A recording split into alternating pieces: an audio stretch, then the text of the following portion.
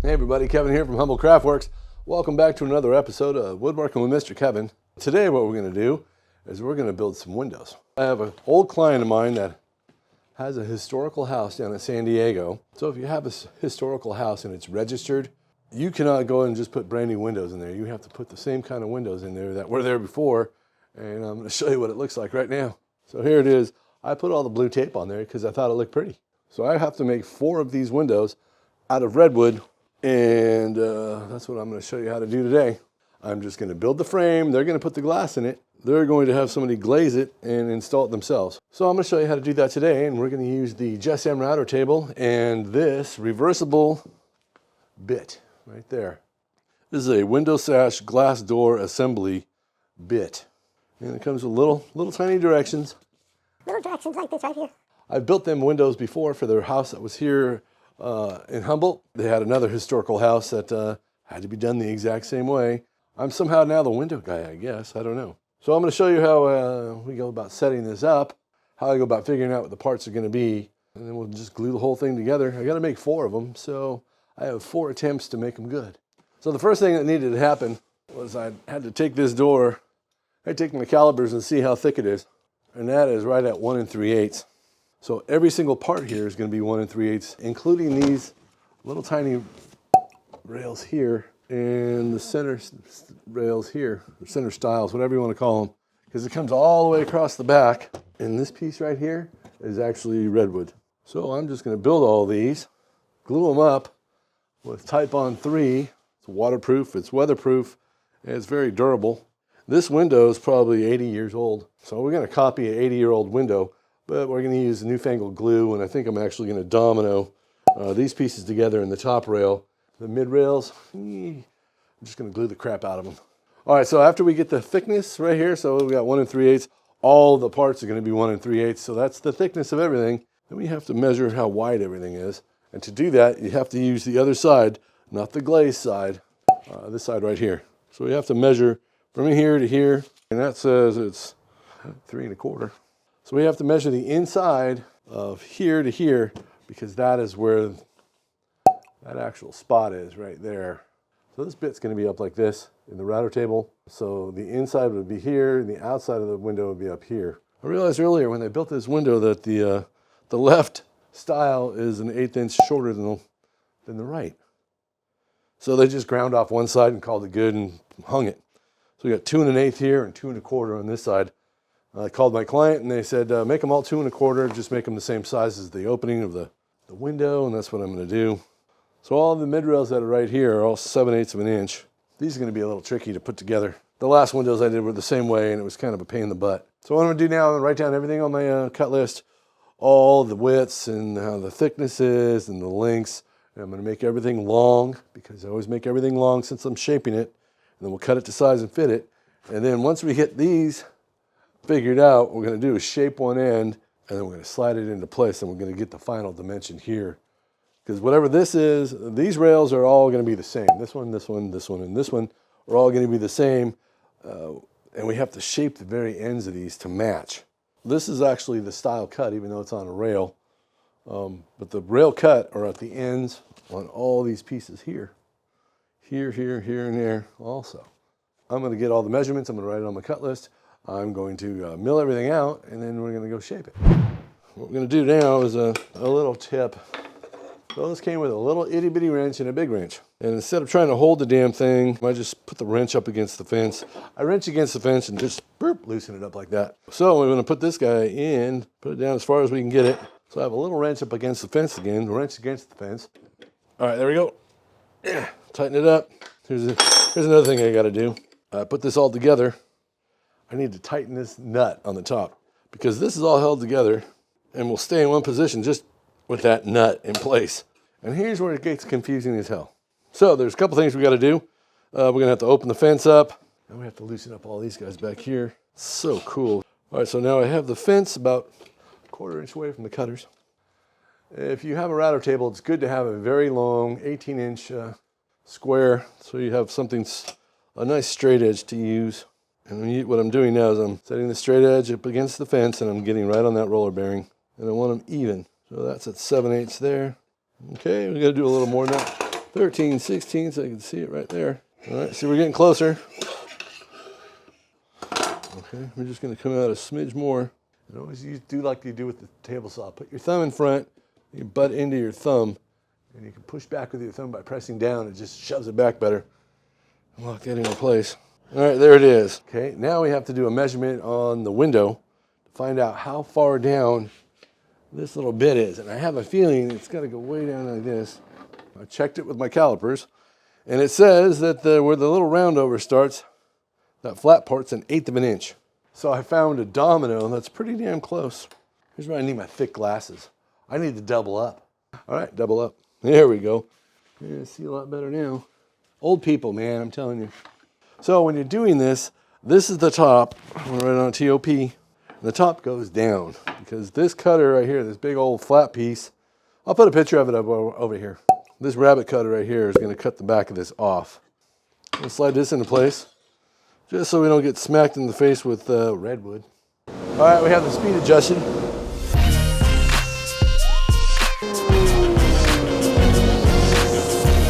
Got the little shape right there. This is, it's right on the money. Let's see how it goes. We'll just do one, and I'll flip it around and try to do the other side and see what it actually comes out with, because the squeaker says it's important to make sure that's right. Practice makes perfect. This is a practice piece. If I get this cut on both sides and it works out all right, then I'm going to take the bit out and put the rub collar on it and then try cutting it with a cross cut, which I have to figure that out. I'm going to have to make a jig for that. I don't know. Because then we have to cut them this way for the rails. So I got to practice that also. Here we go. Oh boy.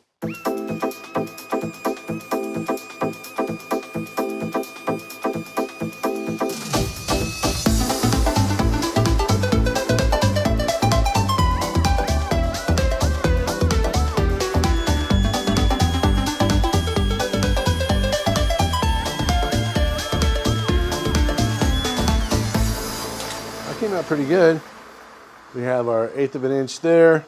I'm pretty sure it's still 7/8 of an inch because of that rub collar was right on it. 7/8 of an inch, right on the money. Oh, that's nice and straight. So this is how I'd make all of the little tiny center rail and style pieces. And then I'll have to cut them to size, and then I'm going to shape the end like that with the bit the other way with the rub collar on it, which I have to cut upside down. So that's not too bad. We had a little bit of blowout. There's nothing I can do about that. It's redwood. That's what redwood does, you know. There we go. So that's awesome. I only got 9 more to make.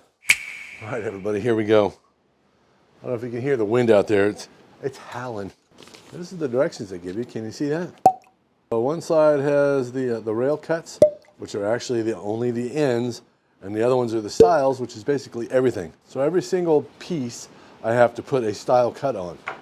And the rails only go on the ends where they connect. And hopefully the power doesn't go out. So this is set up from the other day when I did a test piece. These are the styles. They're really long, but you can see I'm not gonna be able to go all the way through them. So I'm gonna wait to do these until after the storm goes by so I can open up the door enough to get that piece out of there. It's the only bummer about having this locked into place is this door has to be open. It is what it is, right? So I'm gonna take these clear cut stock guides and put them about 2 inches from the cutter head, and I'm pushing down on them so they, yeah, they're in there pretty good. And then this one's down there pretty good, so that'll keep it flat. What's really cool about this thing is it's on an angle, so you can see that, and it kind of magnifies it. The cutter and the wood, so you can see all that. That's pretty cool. It took about 20 minutes to mill all of these parts, and it'll probably take me half hour to shape all of these parts. I don't know how many there are. There's about 30 parts. So about a minute a piece. Here we go.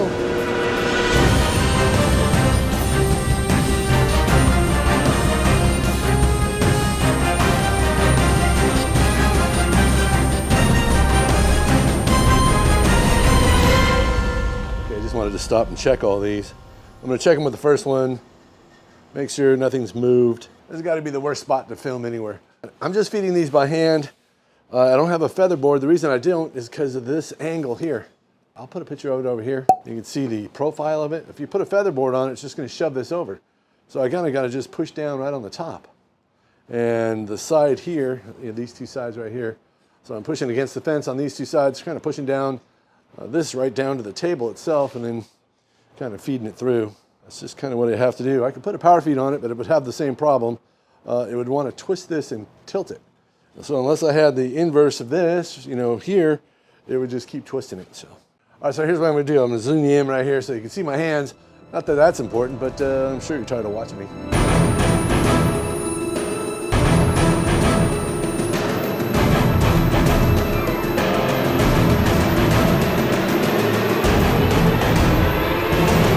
We're going to remove this rabbit cutter right here, and we're going to add this little tiny washer to the bottom, move everything up. And what I forgot to do first is loosen that nut because I'm a dummy. Okay, so the whole configuration changes. So all this comes off. Okay, all that comes out of there. I'm going to put that down. Okay, and then that goes down. Put that washer in there. That on there, and this one here. And we're going to put the nut on top. Tighten that up. Don't crank the hell out of it, just tighten it up. Okay, there we go. So now we have to get this bit to match this. When we shape the ends, this all has to line up beautifully. I set this on top of here to get this all to line up. Hopefully that's right. And I just shaped that like this. And all the way through, shape that. I just want to see if this is going to work. And then I just put that in there like this. This is going to be on the bottom down here like that. And then we're going to try to shape it. Take that, put that there, and I'm going to screw some screws in here real quick. Here's our piece, right side up. It's going to slide in just like that. There is no directions with this thing. I just give you pictures, and they don't really make any sense, but whatever. So there we go. The reason I'm doing this is because I don't want this to tilt when I'm shaping it, because that would suck. You only get one shot at these once they're cut to size. Fingers crossed, here we go.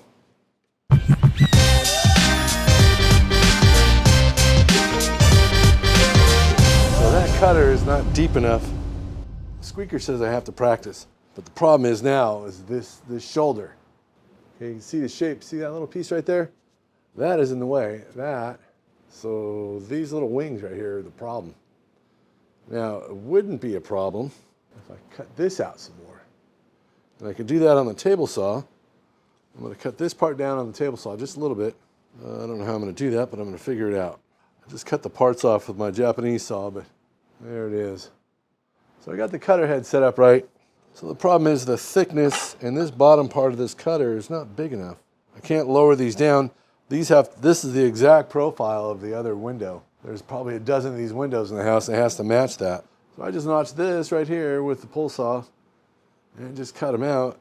I don't want to do that to every freaking cut. There's a million of them. It's all perfect except for one thing. This is too big. So somehow I have to cut that. I have to cut this tongue down by like 1/8 of an inch. I could do it on the table saw and make 1,000 swipes at it. And how do I hold these up when I'm cutting them, you know? So if we're cutting it on the fence, what's to keep it from doing this, you know? The little ones especially. The big ones, not so much. All right, I'm going to think on it. I'm going to let you know what I do. Took this section here, put it up on the table saw, set the table saw to 13/16. And I did the same with this one. And I got them to fit.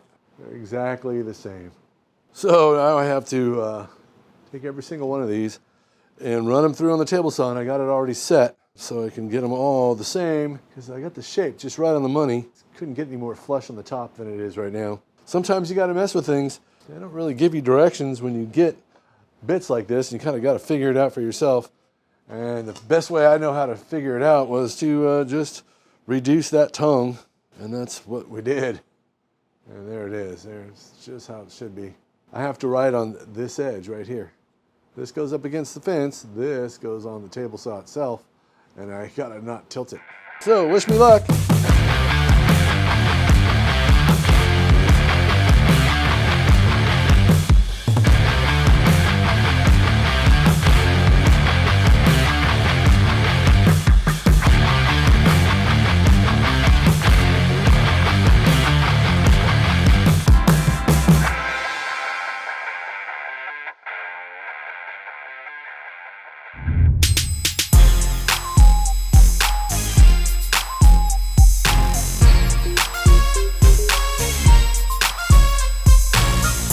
Got all our parts sitting right here in front of us. It's all been shaped up.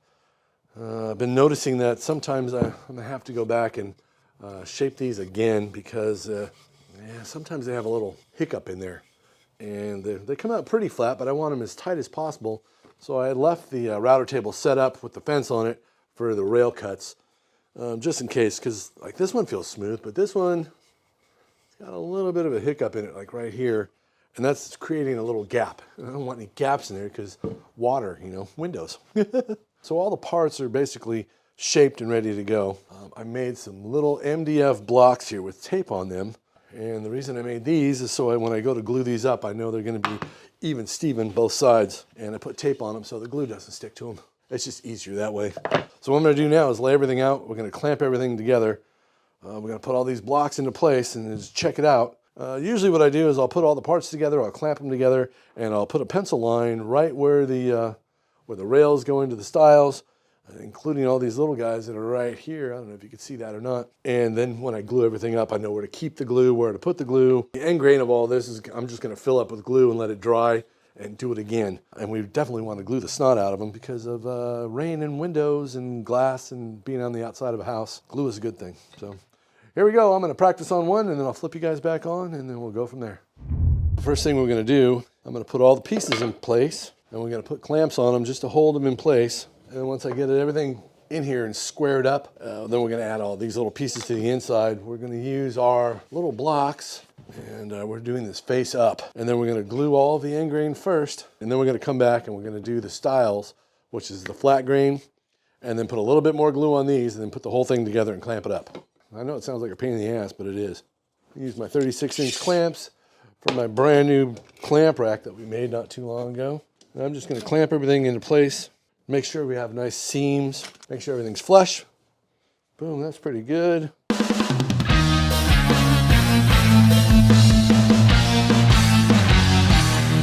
Okay, now that we have the top and bottom rail clamped up, I'm going to pull corners here and just see how square it is. If it is, 48 1/8. That's what the last one was. Yeah. Oh, the money. All right, so we know we're square. I'm going to trace out the little the molding as it sits against the stiles. That way I can see where the glue is supposed to go, right? Because you know it's going to go in here, but you need to know where to stop it so you don't get absolutely butt tons of glue out. Shatunza. Take these little panels that I made. I'm just going to put it in place. We're going to take this little mutton. All right, then we're going to take this and we're going to put that on this side. And that's nice and tight in there, right? There's no wiggling, there's no nothing. That is now centered. We're going to take this button here. We're going to slide this into place. We're going to actually tap it into place a little bit. There we go. All right, everything's in there beautifully. 2 more of these.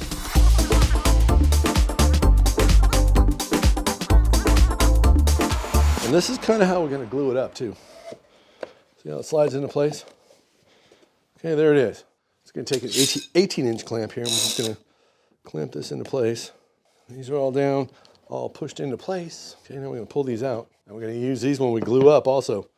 All right, everything in here should be set. All right, I'm going to turn you down a little bit. All right, so you can see everything I'm doing over here.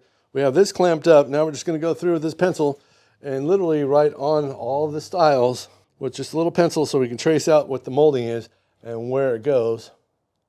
That way we're going to know where to put glue.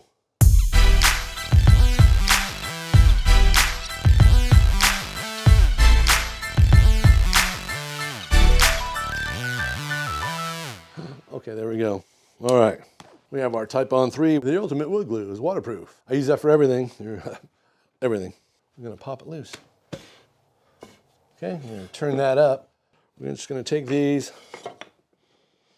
All right, everybody's got pencil marks on them.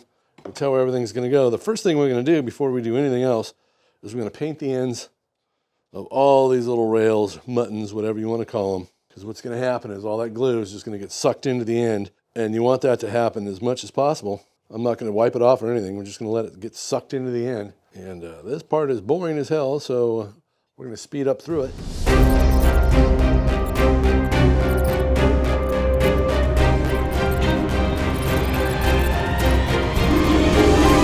Look at that. What did that take, like 20 seconds, a minute, 2 minutes? They already sucked it all in. So if you were to do this just by putting glue on the joint, by the time you got it clamped up, because it takes a while to get this clamped up, your joint would be dry. I mean, look at that. Empty. Here's where it all gets complicated. We're going to start gluing up all these parts. And I'm painting right up to the pencil marks. You see that? Up to the pencil marks. So they'll get the little tiny ones. I'm going to put a blob in the middle all the way up just like that. I'm going to do the same here. Blob in the middle. And then we're going to put one down below because it's only got that little guy right there. And so that's what we're going to do. I'm doing the Bob Ross technique. I'm pushing it in with the tip of my brush. I want to get it in all of those nooks and crannies and make it beautiful for the little squirrel. Now this one we're going to glue the snot out of everything over here. And the top and bottom of the rail, the most important part is the face up here and the ends. Make sure you got a big blob at the end so it doesn't wick up the water.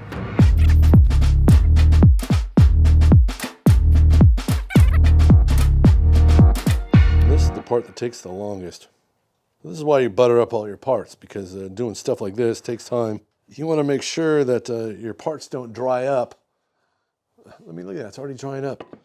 You don't want them to dry up before you get a chance to clamp them into place. Okay, here we go. Put everything down and start moving, boy.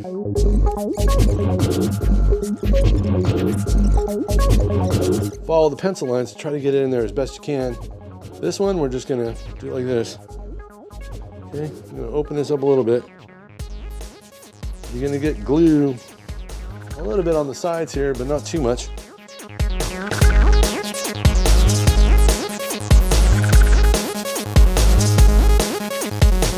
Okay, that all looks good. So I just have one clamp here. I don't have this clamped yet because I want to put this in first before I do anything, because I'm gonna hopefully we can get this to go. See, it's much easier when it's not clamped.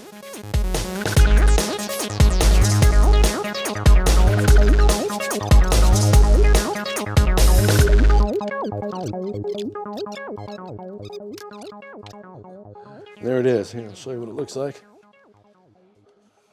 Okay, glued up.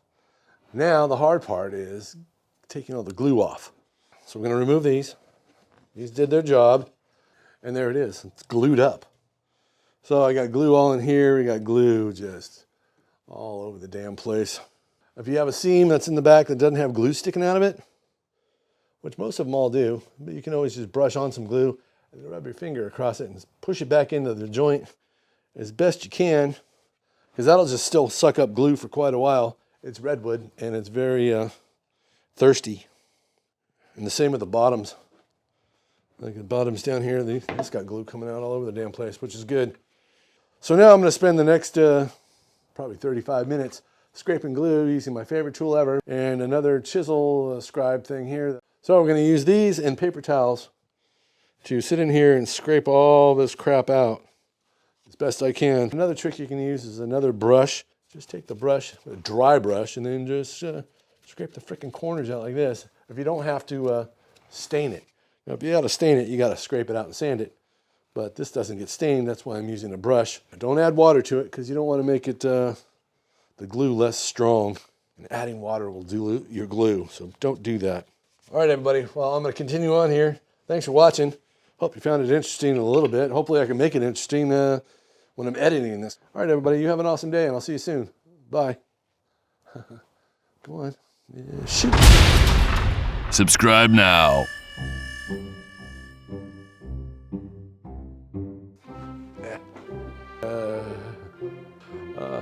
Oh yeah, I already talked about that. And I put it away. What a moron. So like I was talking about before I interrupted myself with stupidity. Yay, live on the YouTubes. So it's kind of a weird thing. Oh God, almost lost the mic, little shit, like I almost lost the magic button. Oh boy. All right, I'll tell him, shut up, Jesus Christ. Squeaker says it's getting late and we should probably stop.